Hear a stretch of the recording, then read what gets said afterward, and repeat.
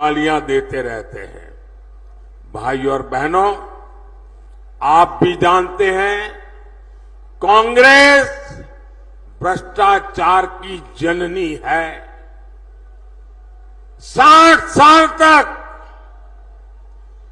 कांग्रेस ने जो कारनामे किए हैं, भ्रष्टाचार की एक से बढ़कर एक वारदातें की हैं, ऐसा लगता है कांग्रेस ने भ्रष्टाचार में डबल पीएचडी कर ली है। और अब कांग्रेस के साथ एक और कट्टर भ्रष्टाचारी पार्टी भी जुड़ गई है। इतना ही नहीं, ये भयंकर झूठवादी पार्टी भी है। अब आप देखिए,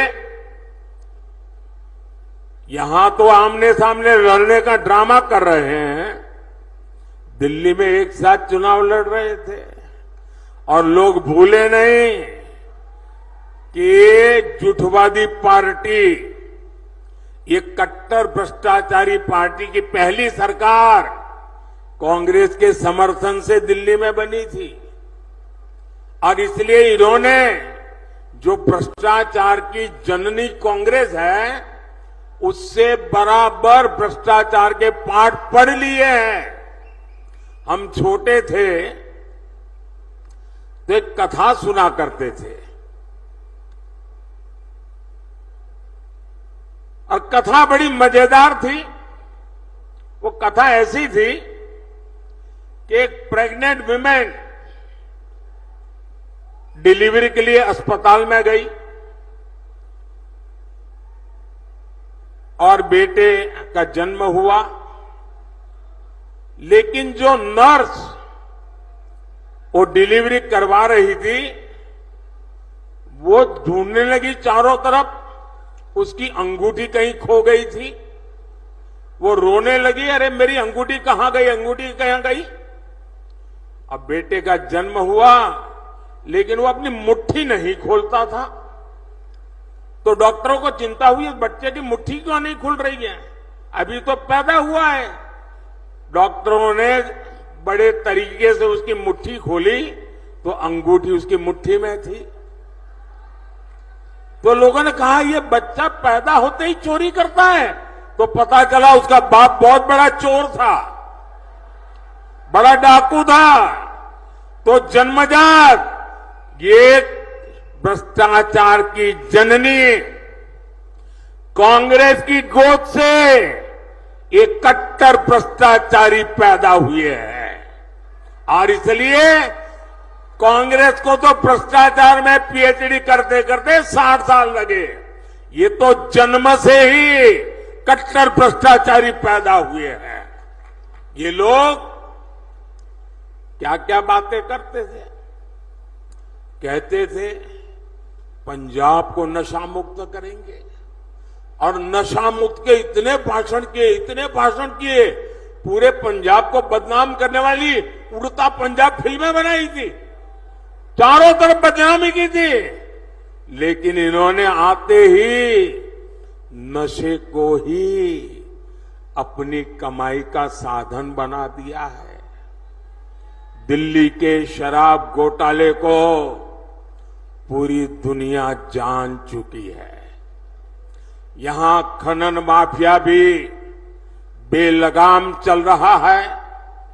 इन कट्टर भ्रष्टाचारियों ने, भयंकर झूठवादियों ने पंजाब को गैंग वॉर में झोंक दिया है। इन लोगों ने पंजाब में उद्योग और खेती दोनों को बर्बाद कर दिया है। ये कट्टर भ्रष्टाचारी, भयंकर झूठवादी तो नारी उत्पीड़न में भी नंबर 1 बनते जा रहे हैं।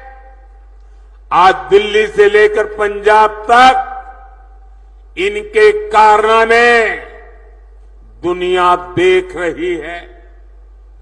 इनके नेता का ठिकाना नहीं, नीति फर्जी, नारे फर्जी और नियत में भी खोट है। साथियों, पंजाब वीरों की धरती है। पंजाब शौर्य की धरती है। पंजाब पराक्रम की धरती है। पंजाब पुरुषार्थ की धरती है। लेकिन इंडी गठबंधन के लोग हर कदम पर वीरों का अपमान करते हैं। यही लोग हैं जिन्होंने हमारे देश के सेना के अध्यक्ष जनरल बिपिन रावत को गली का गुंडा कहा था, और वो सिर्फ जनरल बिपिन रावत का अपमान नहीं था, हिंदुस्तान के हर फौजी का अपमान था, हिंदुस्तान के हर सैनिक का अपमान था। यही लोग हैं जिन्होंने सर्जिकल स्ट्राइक पर हमारी सेनाओं से सबूत मांगे थे। यही लोग हैं नेहरू के जमाने की 62 की लड़ाई में चीन को क्लीन चिट देकर भारत की फौज का आए दिन अपमान करते रहते हैं। कांग्रेस और इंडी गठबंधन ने हमारी सेनाओं को कमजोर करने में कोई कसर बाकी नहीं छोड़ी थी। याद कीजिए, देश आजाद हुआ तब से जीप घोटाला हो, बोफोर्स घोटाला हो, सबमरीन घोटाला हो, आर्मी के लिए ट्रक घोटाला हो, इन लोगों ने हर मौके पर देश की सेना की जरूरतों की चिंता नहीं की, देश की सेना की शक्ति की चिंता नहीं की। इन्होंने लूटने की योजनाएं बनाई, चोरी करने की योजनाएं बनाई, भ्रष्टाचार करके देश के खजाने को खाली करने की योजना बनाई है। ये लोग हैं जिन्होंने तेजस फाइटर प्लेन के प्रोजेक्ट को ठंडे बस्ते में डाल दिया था। यही लोग हैं जिन्होंने बरसों तक सेना के अंदर एकरूपता, एकात्मता लाने के लिए सीडीएस पद के गठन को लटका कर रखा।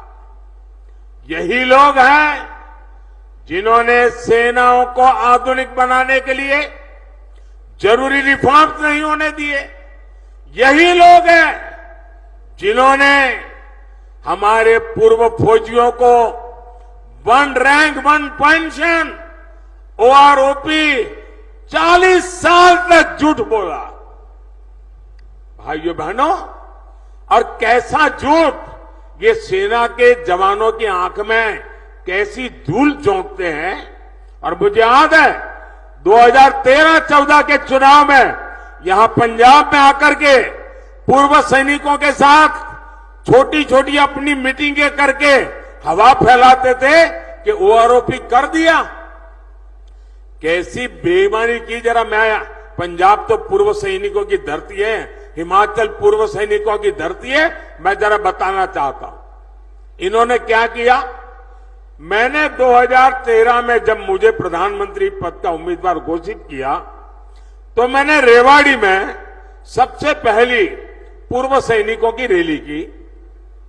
उस रैली में मैंने घोषणा की कि हमारी सरकार बनेगी तो हम 1 रैंक 1 पेंशन लागू करेंगे। तो ये घबरा गए, बोले मोदी ऐसी चीज लाया है कि मर जाएंगे। तो इन्होंने क्या किया, आनन फानन में 500 करोड़ रुपया रख करके बोल दिया कि ओआरओपी लागू।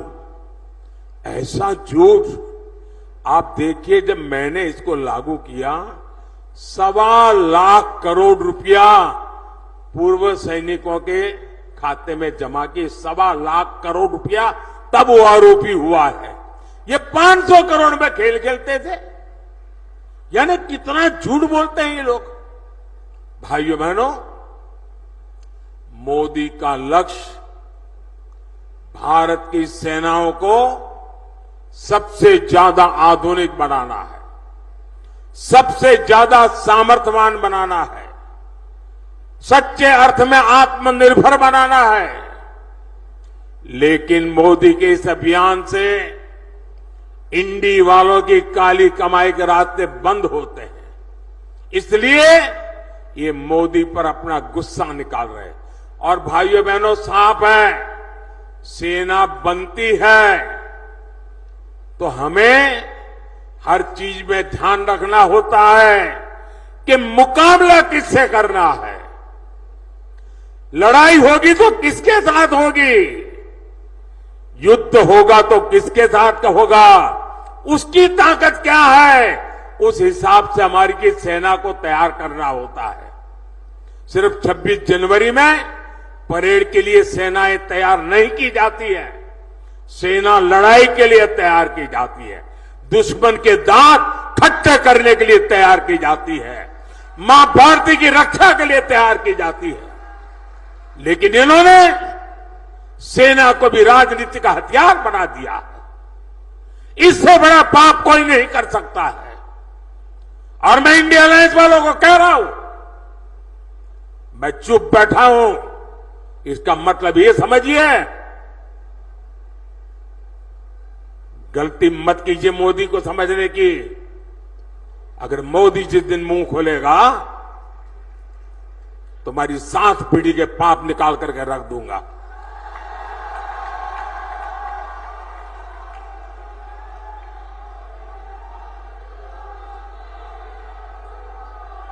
आपको मोदी को जितनी गालियां दे दीजिए, लेकिन मेरे देश की सेना का अपमान ये मोदी नहीं सहन करेगा।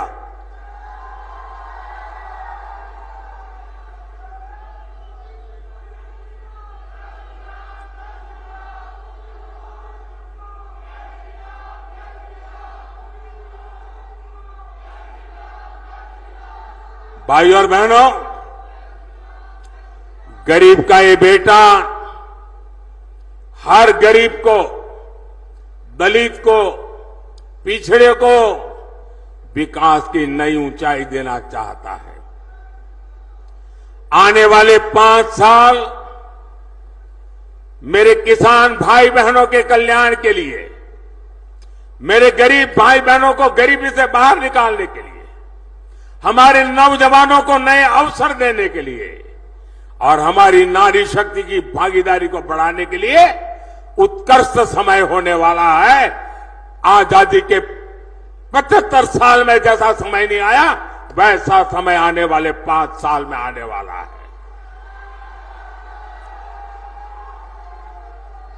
और इसलिए चुनाव की मेरी आखिरी सभा में गुरु रविदास जी की पवित्र भूमि से,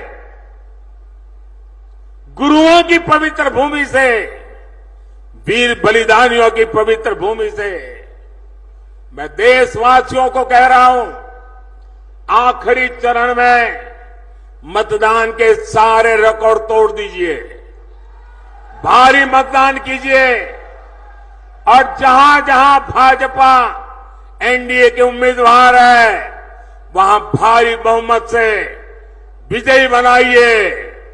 400 पार का आखिरी जो काम है वो आखिरी तबके के मतदाताओं के पास है।